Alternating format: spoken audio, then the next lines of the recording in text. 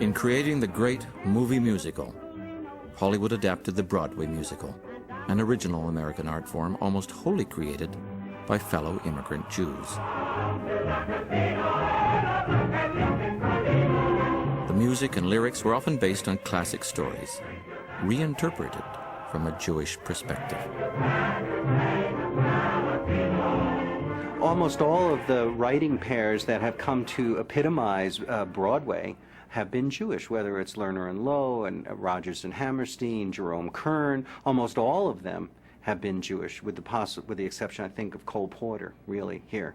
And if you look at their plays, none of them, with the exception of Fiddler on the Roof, are about overtly Jewish themes, but all of them are about overtly Jewish concerns. So take a play like My Fair Lady. That's really about fitting in. Again. The rain in Spain stays mainly in the plain. I think she's got it. I think she's got it. The rain in Spain stays mainly in the plain. By George, she's got it. By George, she's got it.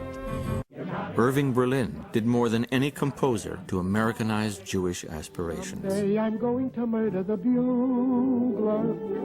Someday they're going to find him dead. To understand Berlin is to understand the Hollywood moguls. Another cantor's son, he started life in the midst of pogroms. My life in bed. Oh, how I hate to get up in the morning. Oh, how I love to remain in bed. Berlin was a Russian immigrant who would go on to write the quintessential American songs. He's a kind of Cyrano de Bergerac.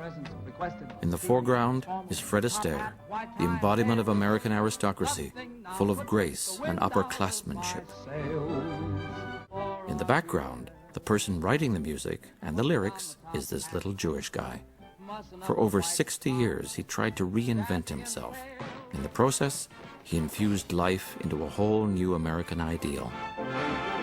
Along with the unofficial anthem of the United States, Irving Berlin wrote the American classics Easter Parade and that most Jewish of Yuletide fantasies, White Christmas. I'm dreaming of a white Christmas. Often the first thing to go was the Jewish name.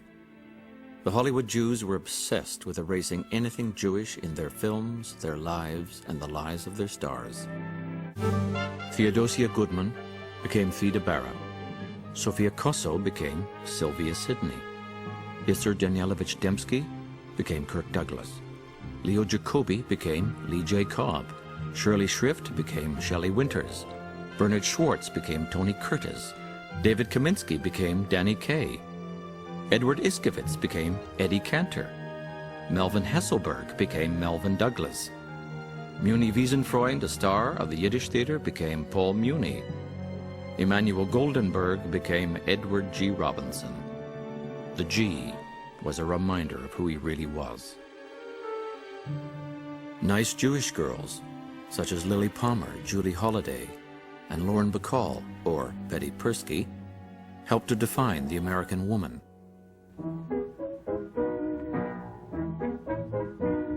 Not all the Jewish talent went to Hollywood to assimilate. There were over 50 non-Hollywood Yiddish films produced in New York before the Second World War. Trouble, trouble, wird hergebreite. Da lebt das Theatersachen bei, es helft kein Weinen, kein Geschrei. Trouble hat größer in der Kleine. A jeder dreht sich an den Kuhn.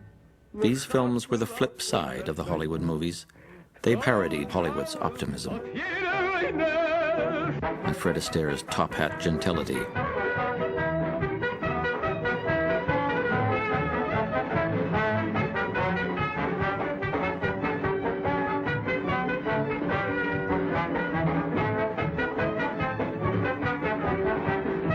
Many who could have gone to Hollywood stayed in New York to make films that expressed their Jewish identity. These films were shown to an audience which was almost entirely made up of immigrants and sometimes the children of immigrants, and these films, by and large, had a very, very different point of view than Hollywood movies. I mean, the Yiddish movies were kind of fighting a rearguard action to protect certain forms of Jewish cultural expression against the sort of overwhelming, seductive power of the larger American culture. In this classic of Yiddish cinema, a great cantor, played by Moshe Oisher, is drawn into the secular world of opera. On the night of his operatic debut, he learns of his son's death. Unable to perform, he returns to his synagogue to lead the high holiday prayers. Heartbroken, he dies. Here the attempt to reconcile Jewish and secular worlds ends tragically.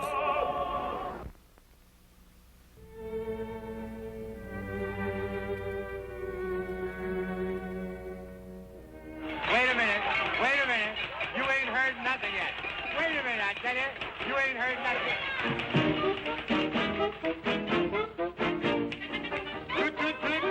Goodbye. Don't cry. Warner Brothers' The Jazz Singer was a revolutionary silent film that broke into sound with each musical number.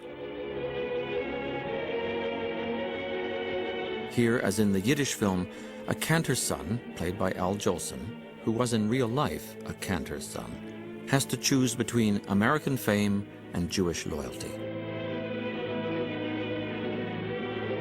At first, the cantor's son seems to choose Judaism.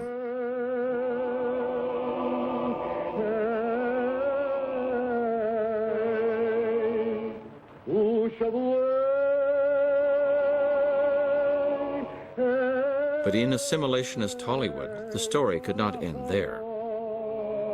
Hollywood had to have a Hollywood ending. Mammy,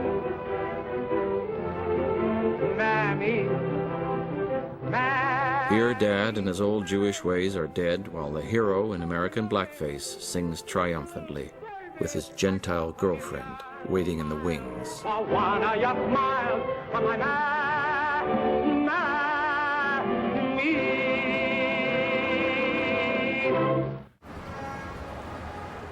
The Jewish fear of standing out was expressed through another icon that would make its way to the screen. Superman was invented by two Jewish kids in the late 1930s, when there also was a worldwide upsurge in very frightening anti-Semitism. Superman is discovered like Moses in the bulrushes. He's an immigrant from another planet who comes to Earth.